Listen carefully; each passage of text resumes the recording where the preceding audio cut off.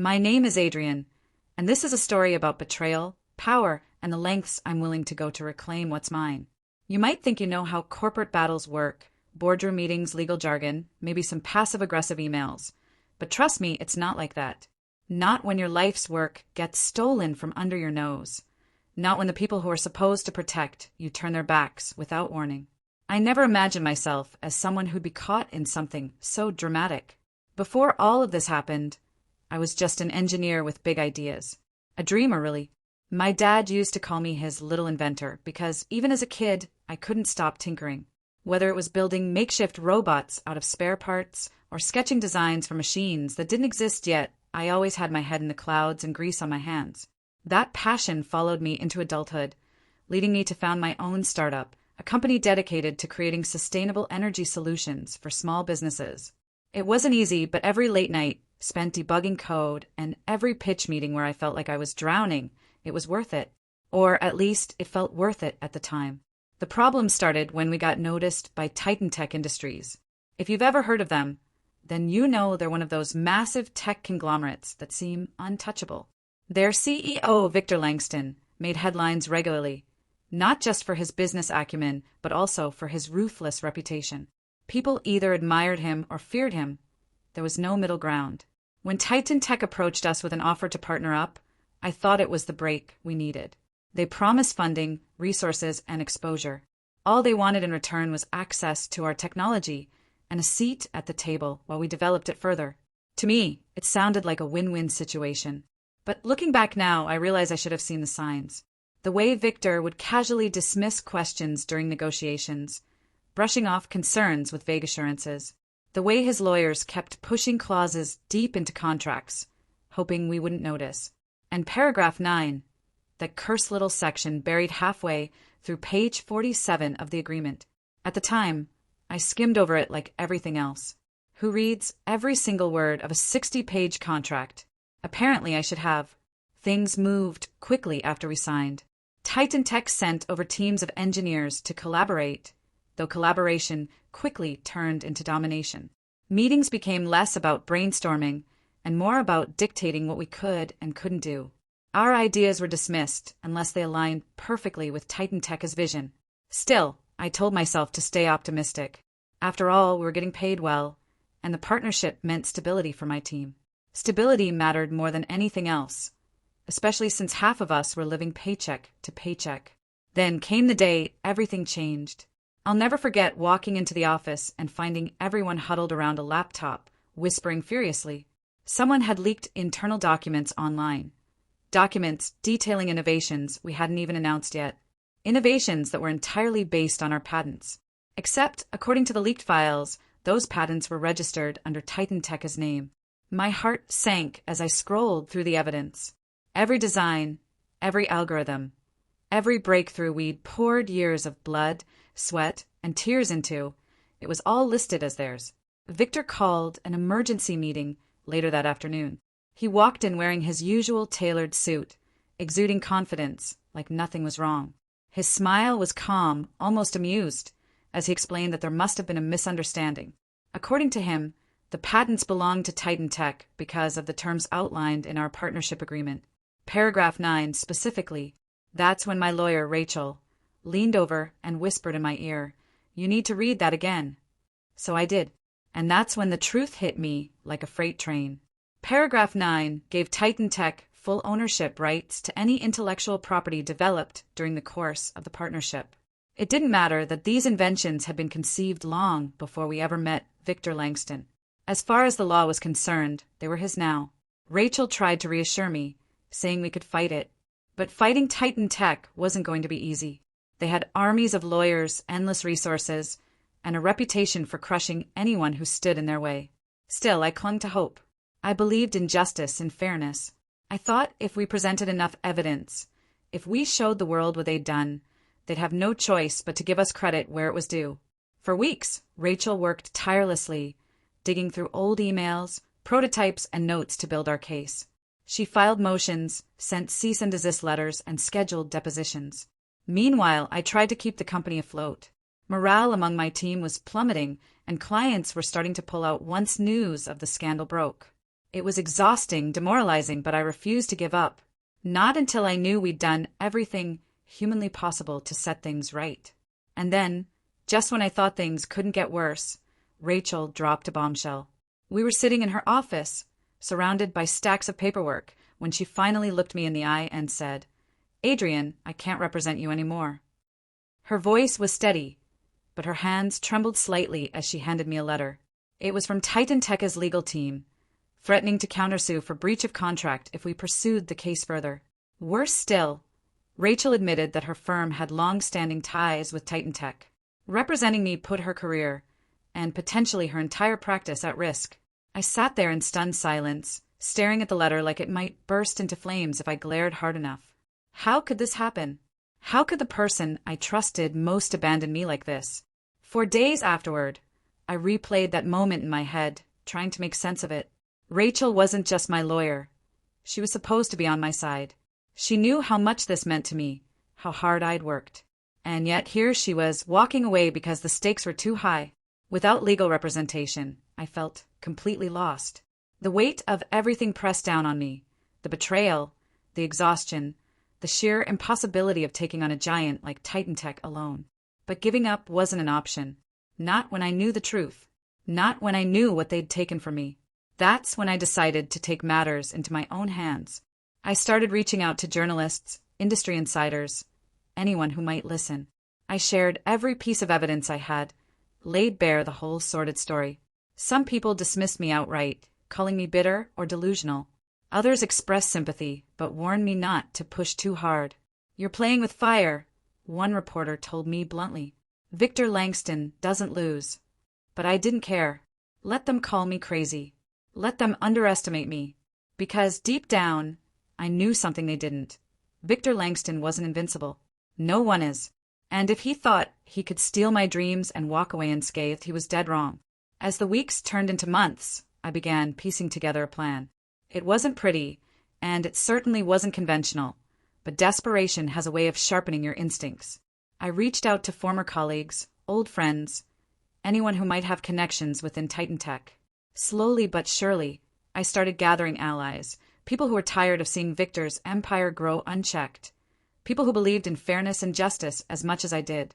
One of those allies introduced me to a whistleblower inside Titan Tech. His name was Marcus, and he hated Victor almost as much as I did.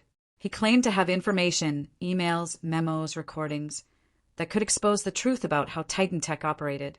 But working with him came with its own risks. If Victor found out, neither of us would be safe. Still, I didn't hesitate. This was the break I'd been waiting for. Every step forward felt like a gamble, like tiptoeing across a tightrope suspended hundreds of feet above jagged rocks. There were moments when doubt crept in, when I wondered if I was chasing a fantasy. But then I'd remember why I started this journey in the first place. I thought about all the sleepless nights, all the sacrifices I'd made to bring my ideas to life. I thought about my team, whose futures depended on me fighting for them. And most of all, I thought about Victor Langston, sitting comfortably in his glass tower, convinced he'd won. He hasn't won yet. Not by a long shot. This isn't over. Not even close. The first time Marcus and I met in person, it was in a dimly lit coffee shop on the outskirts of town. He arrived wearing a hoodie pulled low over his face, scanning the room like someone expecting to be followed. When he finally slid into the booth across from me, I could see the tension in his shoulders, the way his fingers drummed nervously against the edge of the table. "You're risking a lot just by being here," he said, his voice barely above a whisper. "If Victor finds out—" "I'm already risking everything," I interrupted, leaning closer so no one else could hear us. "What do you have for me?"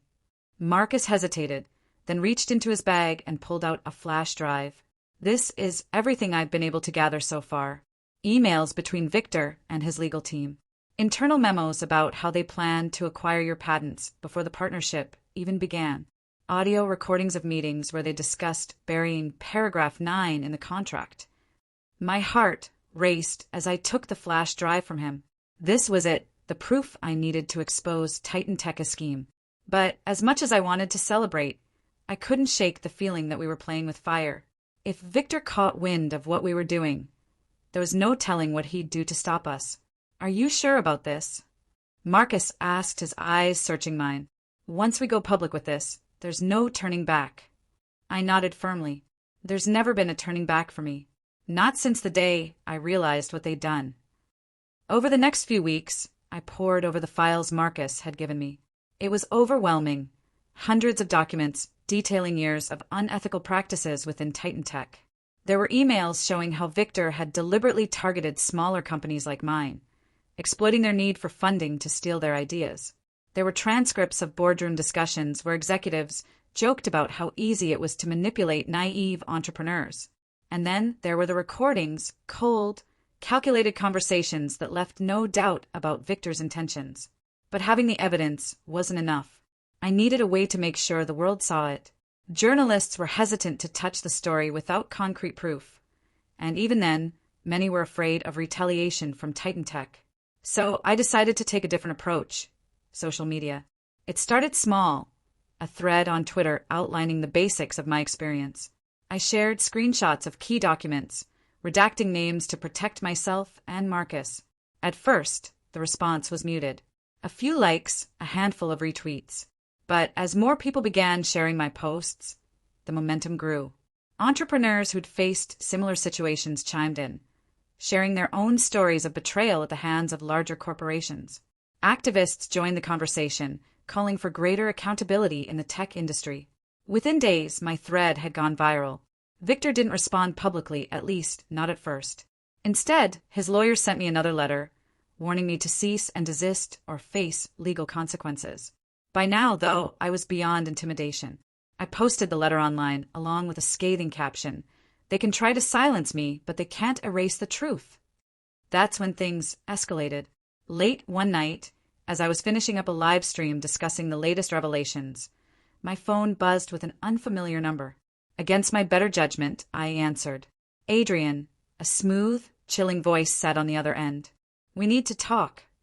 It was Victor Langston. For a moment, I froze, unsure of what to say. Then anger surged through me, burning away the fear. You don't get to call me, I shot back.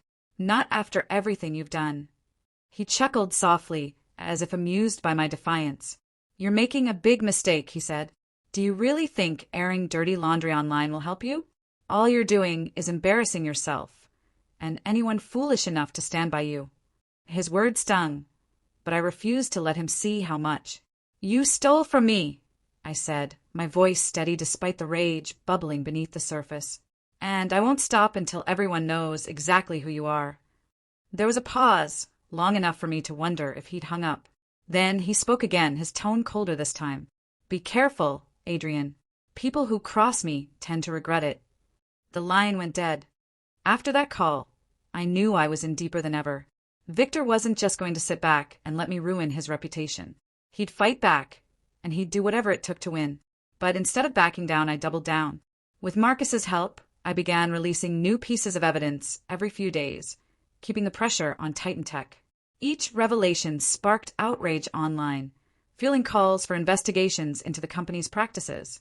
Meanwhile, I started receiving messages from others who claimed to have been wronged by Victor.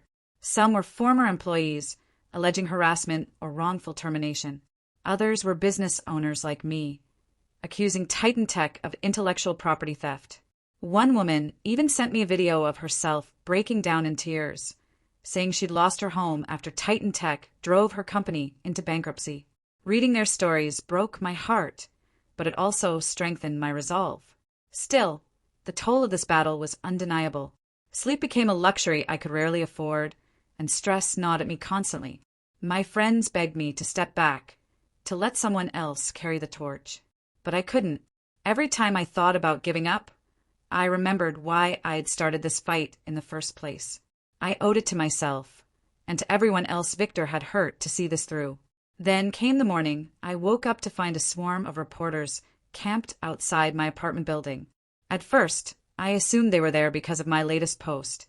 But as I scrolled through my phone, I realized something far worse had happened. Marcus had disappeared.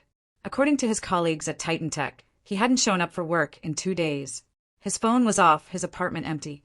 No one had seen or heard from him since our last meeting. Panic gripped me as I tried calling him, only to be met with voicemail each time. Had Victor found out about our alliance? Was Marcus in danger, or worse? I called the police, but they seemed disinterested, brushing off my concerns as paranoia. People go missing all the time, one officer told me dismissively. Doesn't mean foul play. Frustrated and terrified, I turned to the only person I trusted, Rachel. Despite everything, I knew she still cared about justice, even if she couldn't represent me officially. When I explained what had happened, she promised to look into it discreetly. I'll see what I can find, she said. But Adrian, be careful. You're walking a very thin line right now. Her words echoed in my mind as I stared at the flashing cursor on my laptop screen. The internet had become both my weapon and my shield, but it was also a double-edged sword. Every move I made put me, and those around me, in greater danger. Yet abandoning the fight felt impossible. Too many lives depended on exposing the truth. As I prepared to release the next batch of evidence, I couldn't help but wonder, how far would Victor go to protect his empire? And how far was I willing to go to bring it crashing down? The answers to those questions were coming sooner than I expected. As I hit publish on the final piece of evidence, a recording of Victor admitting to deliberately targeting small companies, I felt a mix of triumph and dread. Within hours, the story exploded globally.